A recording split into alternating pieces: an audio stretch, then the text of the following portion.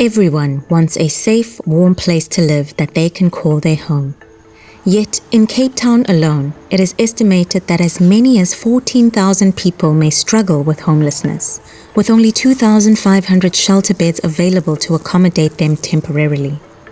Cape Town is facing an affordable housing crisis, with almost 370,000 poor and working-class families waiting for a house built by the city. These are people who technically aren't homeless, but are likely to wait more than 15 years before receiving a place to call home. This means that every night, thousands of people face the difficult reality of finding somewhere to sleep. These people, who have no homes to go to, might set up structures on land they do not own or have permission to live on, making them unlawful occupiers. South African law specifically protects the rights of unlawful occupiers against evictions.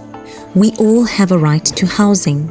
We all have a right to not be unlawfully evicted from our homes, even if our homes are only a tent or a shack.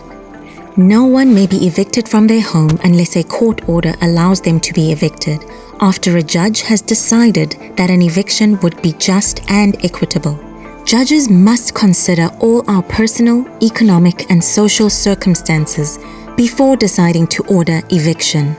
Despite this, the city of Cape Town has often adopted an approach to homelessness and evictions that is in conflict with the right to housing. This has even continued during a national ban on evictions during the COVID-19 pandemic, and was described by one judge as inhumane and heartless.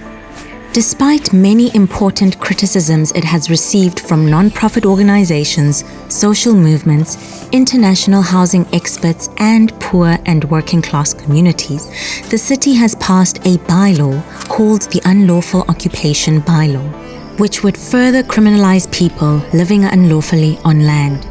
The bylaw makes it a crime to occupy land unlawfully or organize an unlawful occupation, sell structures for an unlawful occupation, or even just transporting a person, building material, or personal possessions for the purpose of unlawful occupation. If a person does any of these things, they could be fined or imprisoned.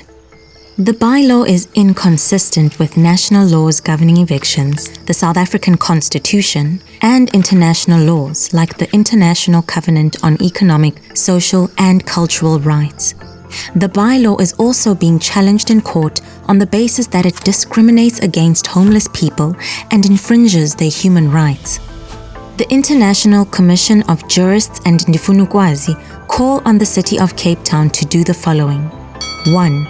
Review the bylaw to determine how it conflicts with both national and international law.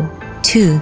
Meaningfully engage with the civil society organizations involved in legally challenging the bylaw. 3. Publicly commit to a humane and human rights-based approach to homelessness, including by promising that criminal penalties will not be levied in bylaws relating to unlawful occupation. 4. Address the causes of unlawful occupation by, for example, upgrading informal settlements.